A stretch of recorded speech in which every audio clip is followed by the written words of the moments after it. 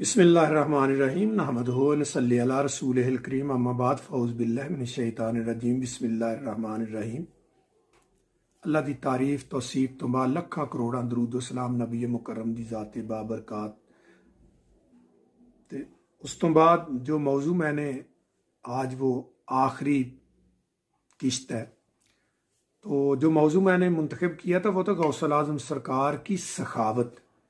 आपकी करामात भी बेशुमार है, आपकी सखावतें भी बड़ी हैं। तो सखावत का मैं एक आध दो वाक़या सुना के तो इख्तिताम कर दूंगा। गौसल आज़म सरकार इतने बड़े सखी थे कि आप जो कपड़े पहनते थे ना, लाखों दिनार के होते थे। आपकी पगड़ी जो है ना, एक एक वक्त में 80-80 हजार दिनार की आपकी पगड़ी होती थी। तो एक बार आपने पगड़ी बांधी हुई थी, 80,000 दिनार की थी। तो घर से निकले तो किसी ने कुछ मांगा, तो आपके पास शायद पैसे खुले नहीं थे या क्या मामला था कुछ के आपने उसको पगड़ी उतार के दे दी, यानी 80,000 रुपए की।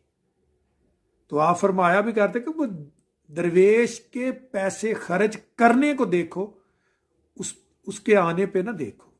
आप एक कपड़े का कारोबार था आपका, बड़ा वसी कारोबार था। एक बार मुकामे रजा और मुकामे इस्तकामत उनका क्या है कि एक बार आप बैठे हुए थे, मजलिस से खबर मिली कि याद रहे जो इंडिया से आपका हिंदुस्तान से जो जहाज कपड़े का आ रहा था वो डूब गया। तो आपने कहा, आंखें बंद करके कहा अल्हम्दुलिल्लाह रब्बिल आलमीन। तो आप जो बात कर रहे थे वो जारी रही, आप कलाम करते रहे। तो कुछ देर के बाद वो दोबारा आया तो कहने लगा याद रहे तो वो जहाज बच गया। तो आपने फिर आंखें बंद की और कहा कि शुक्र अल्हम्दुलिल्लाह। सिलसिला चलता रहा। तो एक आदमी था, उसने पूछा याद रहे तो मुझे बात की समझ नहीं आई, जहाज के बचने पे तो शुक्र अल्हम्दुलिल्लाह बनता है, लेकिन आपने डूबने पे भी अल्हम्दुलिल्लाह कहा। तो आपने फरमाया कि जब जहाज डूबने की मुझे खबर मिली ना, तो मैंने अपने दिल में झांका कि मेरे दिल में कोई मलाल, कोई खफकी, कोई गिला शिकवा अल्लाह से तो नहीं आया। तो मैंने देखा अल्हम्दुलिल्लाह, अल्लाह पाक ने अपने फजलो करम से मेरे दिल को इस्तकामत बख्शी थी और मेरे दिल में कोई तगैयर तब्दीली नहीं आई थी। उस पर मैंने अल्हम्दुलिल्लाह पढ़ा था। और जब मुझे बचने की खबर मिली कि आपका जहाज बच गया, कपड़ा आपका बच गया, तो फिर मैं अपने दिल में देखा कि मुझे कोई खुशी तो नहीं हुई। तो मैंने देखा कि मेरे जहाज के डूबने पे जो मेरा एक्शन था दिल का और जो बचने पे था वो एक ही था, ना खुशी थी ना इतना मुकामे रजा और मकामे इस्तकामत था उनका। होता क्या होना, नस्ले फातिमा है तो वो ये तो उनकी विरासत है, वाले रसूल है, यानी फिर अब हसनी हुसैनी इमाम है, तो उनका कैसे ना होता है सखावत में, अदालत में, शुजात में। आप की शुजात भी इतनी जबरदस्त थी कि आप अपने वक्त के हाकिम को खत लिखते थे, ये नहीं अर्ज नहीं करते थे, अर्जियात नहीं लिखते थे कि अर्ज करता हूं मैं, कहते हुक्म देता हूं ये काम वापस करो, ये काम करो, वरना मैं कल इधर दूसरे को बिठा दूंगा। तो वो हाकिम जो थे आपका खत मुबारक चूम के आंखों पे लगाते थे और वो बात करते थे। एक बार जो है वो अब्बासी खलीफा, आपने कितने अब्बासी खलीफा का दौर देखा है, तो अब्बासी खलीफा कुछ पैसे लेके आपकी खिदमत में आया। तो उसने कहा कि या हजरत ये पैसे कबूल करो। आप बार बार आपने इनकार कर दिया। जब बहुत इसरार किया तो आपने पैसों की एक वो जो पोटली सी थी ना, उसको पकड़ के जब दबाया तो उससे खून के यानी समझे कि फवारे छूटने लगे, वो खून बहने लगा। तो आपने कहा कि ये गरीबों का खून चूस के और मुझे नजर न्याज देने आते हो। अगर मुझे अल्लाह का खौफ ना हो, नबी पाक के खानदान का मैं ना हूं, मैं सैयद ना होता, तो मैं तुम्हें ये खून जो निकला इस खून से तेरे में हल जो है डबो देते। उठा के पैसे अपने ले जाओ और आइंदा ऐसा हराम का माल मेरी बारगाह में ना लेके आना। तो ऐसे उनकी ये चीजें थी बड़ी बड़ी कि वो बेबाक थे और कभी भी कोई बड़ा हुक्मरान आता ना तो आप उठ के अंदर चले जाते, इस्तकबाल नहीं करते थे, अंदर चले जाते और हुक्मरान दरवाजा खटखटाता तो फिर आप अंदर से आते, फिर जो बात करनी होती वो करती। कभी भी बादशाह जो था, हुक्मरान था वक्त का, कभी भी उसकी बारगाह में कुछ नजराना या कोई ऐसी चीज नहीं लेने जाते थे। वो तो बड़े सखी थे, तो उनकी सखावत भी बड़ी मशहूर है। शजात का भी ये मैंने वाकया दिया। एक सखावत का और बहुत बड़ा वाकया मैं वो आपको सुनाता हूं। एक आदमी आपके यहाँ मरीद होने के लिए आया, तो उसने कहा कि चलो मरीद होते हैं, देखते। जब देखा तो आपके जो घोड़े थे, भैंसे थी, जो भी माल डंगर था, उसको आपने उस सोने के संगल डाले हुए थे, जंजीरें सोने की थी।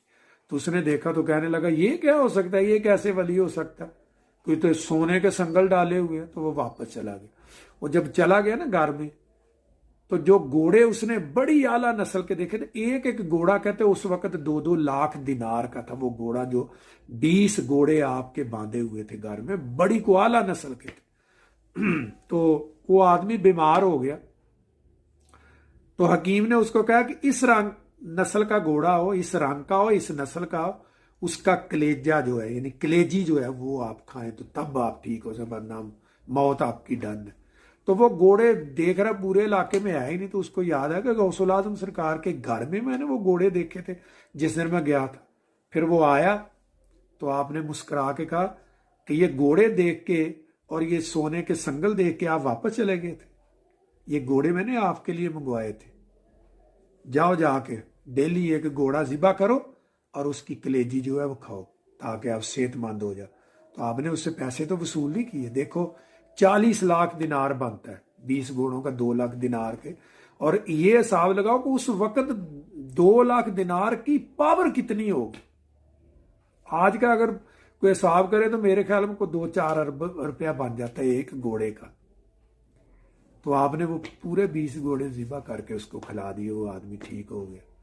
तो ये बात है कि किसी को जब तक उससे वास्ता नहीं पड़ता तब तक नहीं पता चलता कि कोई आदमी क्या है। आपकी तो वलायत का डंका है ना, जब फरमा दिया आपने कि सब वलियों के कंधे पे मेरा कदम है, तो लोगों ने कहा था कंधे तो क्या, हमारी आंखों पे भी आपके कदम है। तो एक ही आदमी था, एक भी आदमी नहीं था जिसने इस पे आमीन नहीं कही थी। पहाड़ों में, गारों में, जिधर भी कोई था, सबके सब ने कहा कि बेशक हमारे कंधे पे भी आपके कदम शरीफ है, हमारी आंखों में भी कदम शरीफ है आपके। तो अल्लाह पाक हमें आपको इनके नक्शे कदम पे चलने की तौफीक अता फरमाए, और अल्लाह पाक हमें इन्हीं के सदके रिज़्क भी दे, इन्हीं के सदके हमें हदायत भी दे, इन्हीं के सदके हमें हक हलाल रिज़्क खाने की तौफीक दे, बीमारियों से महफूज रखे इन्हीं के सदके और वसीले से, और क़यामत से इसी नबी पाक की आल औलाद के सदके हमारी बख्शिश फरमाए। अमल से नहीं, इनके निगाह करम से, इनके सदके से, इनके वसीले से हमारी बख्शिशें होगी। इसी के साथ इजाज़त चाहूँगा। व आखिर दावाना अनिल हम्दुलिल्लाहि रब्बिल आलमीन। अस्सलातु वस्सलामु अला रसूलिहिल करीम। अस्सलामु अलैकुम व रहमतुल्लाह।